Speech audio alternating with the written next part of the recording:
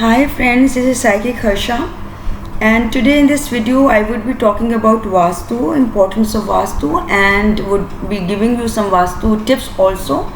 And I would be talking in both the languages, English and Hindi, because I know many of my clients, they are more comfortable with Hindi language also. So friends, दोस्तों, आज हम बात करेंगे वास्तु के बारे में। वास्तु हमारी life में इतना ज़रूरी क्यों है और वास्तु फॉलो करने से हमें क्या फ़ायदे हो सकते हैं, इसके यूज़फुल टिप्स भी मैं आपको बताने जा रही हूँ। अब जैसे कि आप ले लो, आपका जो घर है, आपका जो वर्क प्लेस है, ज़रूरी नहीं है कि आप उसमें कोई भी वास्तु दोष ना हो। ज़रूरी नहीं है कि उसमें सारा ही कुछ ठीक होगा वास्तु के अकॉर्डिंगली। मेन पॉइंट ये होता है कि एटलीस्ट 70% हमारी जो भी प्रॉपर्टी है, whether it is your work place, whether it is your residence, at least 70% of the property is vastu दोष फ्री।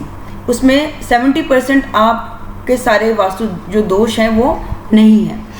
लेकिन उसको जानने के लिए हमें डायरेक्शंस देखनी होगी। सबसे पहले तो हमें डायरेक्शंस फॉलो करनी है, और डायरेक्शंस हमारे पास 4 होती हैं।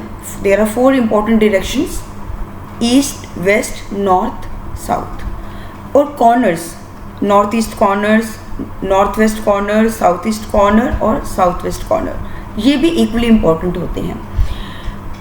ज़रूरी नहीं है हमारे सारी डायरेक्शंस जो हैं वो जहाँ पे जो होना चाहिए वो वैसा ही बना होगा।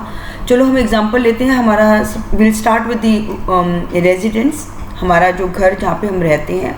हम बहुत ज़्यादा टाइम अपने घर पे रहते हैं, बहुत ज़्यादा टाइम वहाँ पे फॉलो करते हैं, बहुत ज़्यादा टाइम स्पेंड करते हैं हम अपने घर पे, और वहाँ की डायरेक्शंस हमें बहुत इफ़ेक्ट करती होंगी। हमारे रहने का लाइफस्टाइल जो है वो वाइब्रेशंस क्रिएट करता है, तो वो भी वो इक्वली इम्पॉर्टेंट होता है। अब डायरेक्शन वाइज चलें तो एक नॉर्मल प्रिंसिपल्स हैं कि जैसे हमारी किचन है वो फायर एलिमेंट में होनी चाहिए, साउथ ईस्ट में होनी चाहिए।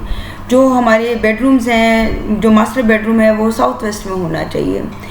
और कुछ बेडरूम्स हैं वो किसके लिए होने चाहिए, जैसे नॉर्थ वेस्ट का बेडरूम हमें कौन से अपने बच्चे को देना चाहिए, और कौन से नॉर्थ ईस्ट में बेडरूम किसके लिए ज़्यादा हेल्पफुल होगा, बेनिफिशियल होगा।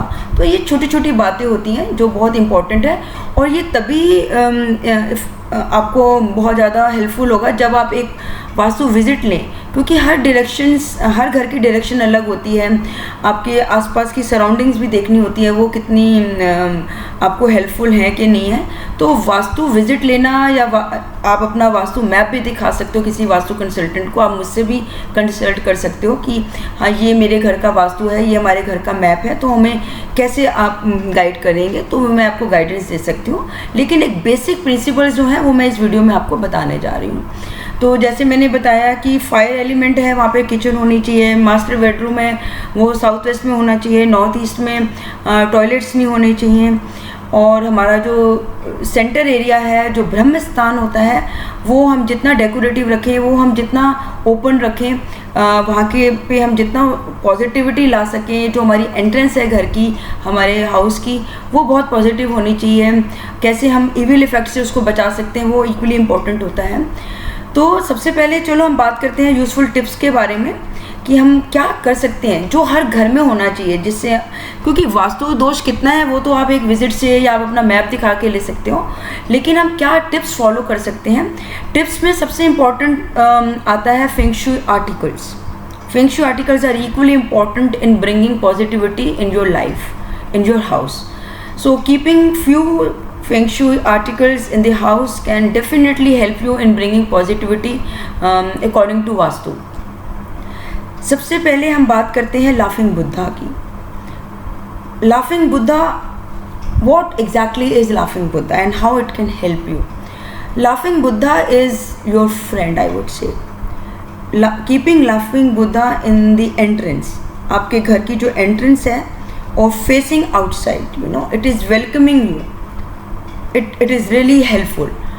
अब आप या तो इसको लॉबी एरिया में रख दो, और अगर आपका लिविंग एरिया एंट्रेंस पे आता है, सपोज आपकी एंट्रेंस, आप घर में एंटर करते ही आपका लिविंग एरिया है, तो आप ऐसे जगह पे रख सकते हो, ऐसे कॉर्नर में रख सकते हो जहाँ पे लाफिंग बुद्धा जो है वो मेन एंट्रेंस की तरफ देख रहा हो। तो एक घर में लाफिंग बुद्धा रखना बहुत इंपॉर्टेंट होता है।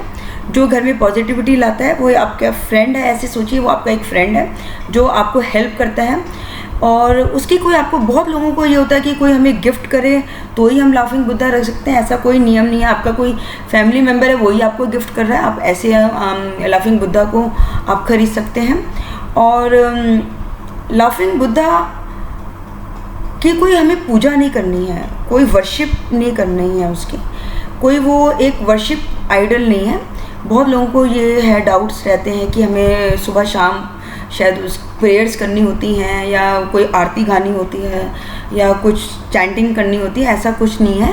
He, as I said, he is a friend to you, so bringing in your house as a friend, और वो आपके घर में बहुत ज़्यादा पॉजिटिविटी लाते हैं लाफिंग बुद्धा।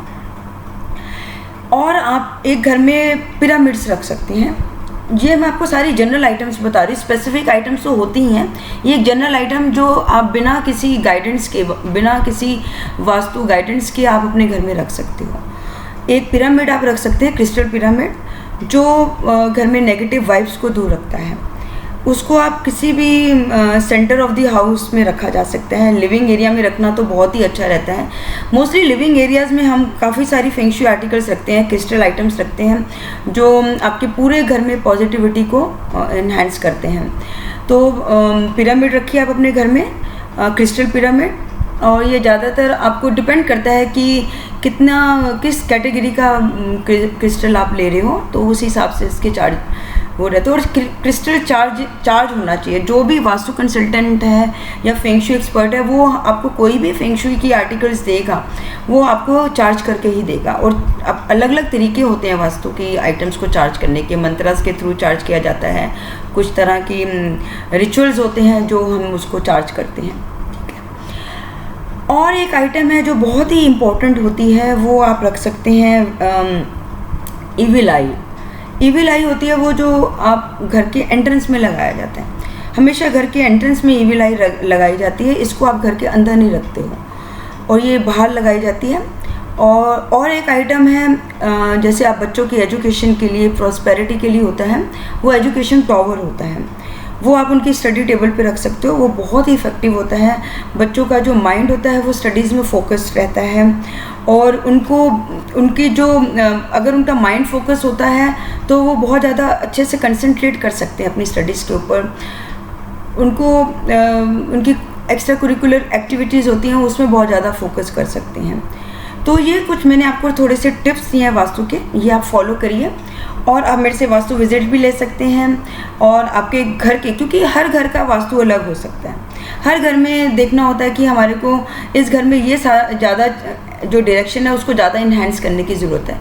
तो वो तो एक इक्वली इम्पॉर्टेंट है कि स्पेसिफिक आपको रेमेडीज़ की ज़रूरत होती है। लेकिन मैंने आपको कुछ छोटे थोड़े से यूज़फुल टिप्स दिए हैं, ये आप हर घर में फॉलो कर सकते हैं।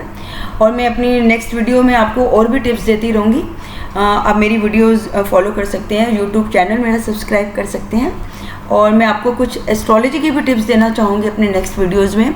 From time to time I would be talking about more vastu tips, more astro remedies also, and I would also be talking about tarot readings, what is the importance of tarot readings in life, and how exactly it can guide you about your life, about your particular situations in life. So I think it's enough for this particular video. Would love to say thanks for visiting my channel, thanks for following my video. Jai Shri Krishna. Take care friends. Bye bye.